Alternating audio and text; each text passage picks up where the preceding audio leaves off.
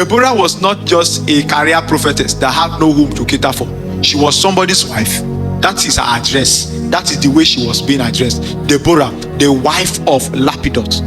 Isn't it? Deborah, a prophetess, the wife of Lapidot. She judged Israel at that time. As at the time she was a judge, she was, you can say she was the number one citizen of Israel because she was a judge. But yet, okay, her husband became what? The first husband. Why she became the president. Let us use that into this context. Are you with me now? So, she was the wife of Lapidot. What was her story? Remember, they were under siege by Sisera, was sent to deal with them. Deborah was the prophetess that God showed the vision of how the defeat will happen. And Deborah sent for Barak to fight the war. And Barak said, with due respect, if you do not go with us to this war, I don't think I'll be willing to go. And Deborah said, why not? I will go with you. That's somebody's wife. She left her husband at home. I don't know if her husband followed her, but what was recorded that Deborah went with them to the war. And Deborah told Barak that this war will end victoriously for us, but it is not in your hands. God will bring the victory. And through her prophecy, when the war was getting tough, Judges chapter 4 verse 17 to 23. I'll read from verse 17. Howbeit Sisera fled away on his feet to the tent of Jael, the wife of Heber the Kenite, for there was peace between Jabin the king of Hazor and the house of Heber the Kenite. And Jael went out to meet Sisera and said unto him, Turn in, my lord, turn in to me, fear not. And when he had turned in unto her into the tent, she covered him with a mantle. And he said unto her, Give me, I pray thee, a little water to drink, for I am thirsty. And she opened a bottle of milk and gave him drink and covered him. Verse 20. And he said unto her, Stand in the door of the tent, and it shall be, when any man doth come and inquire of thee, and say, Is there any man here? Thou shalt say, No. 21. Then Jael, Heber's wife, took a nail of the tent, and took an hammer in her hand, and went softly unto him, and smote the nail to his temples, and fastened it into the ground, for he was fast asleep and weary. So he died. Verse 22. And behold, as Barak pursued Sisera, Jael came out to meet him and said unto him, Come, and I will show thee the man whom thou seekest. And when he came into her tent, behold, Sisera lay dead, and the nail was in his temple. So God subdued on that day Jabin, the king of Canaan, before the children of Israel. What is the bottom line? Somebody prophesied, a woman, the wife of Lapidot, prophesied that this one, God is going to deliver Israel, but it's going to be a partnership between the male and the female gender. The male will go to war physically. They will stir up the water. Deborah will do her prophesying. She will be speaking spiritually over it. However, the goalkeeper,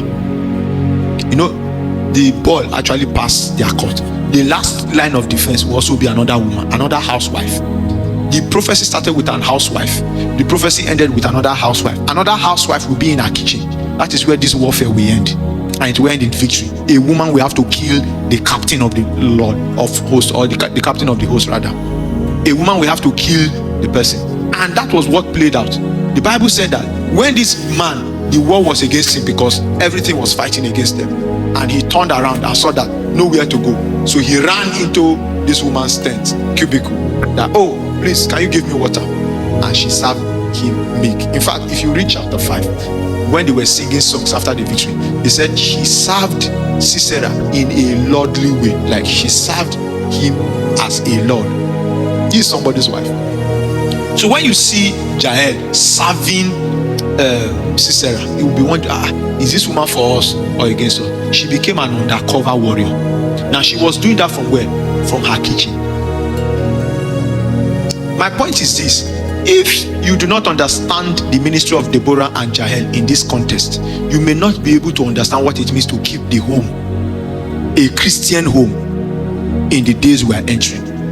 Because time will not permit me to digress a little bit into warfare around the home, because you must understand the dynamics of warfare around the home.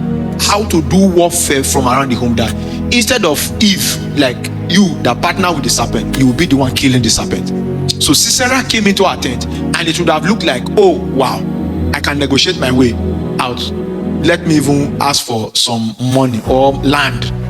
At least I will save him. He will stay around for 4 days. Nobody will know that he entered my tent. There was a lot of negotiations that she would have made with Sisera, but she knew that Israel would not be completely safe until Sisera is dead.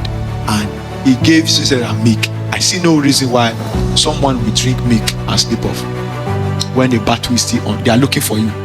Whether something was added to the milk, we don't know. But the Bible recorded that the guy drank milk. A captain of an army drank milk. He even covered him with mantle, like a cloak, a garment. Covered him. Maybe there was AC or cold was. I don't know how the milk was chilled and everything.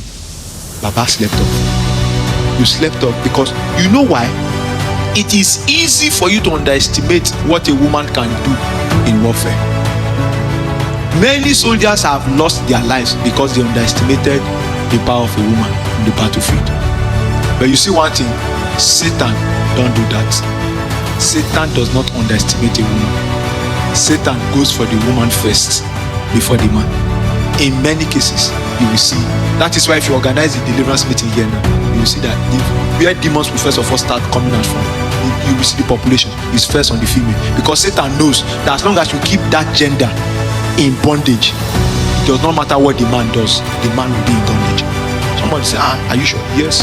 Because there's no way the man can give birth without the woman. When you finally want to give birth, you will meet a woman. If all of them are possessed, you have to pick from one of the possessed.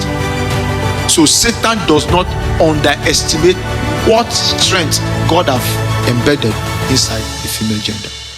But Sisera underestimated. So when he got there, he slept off.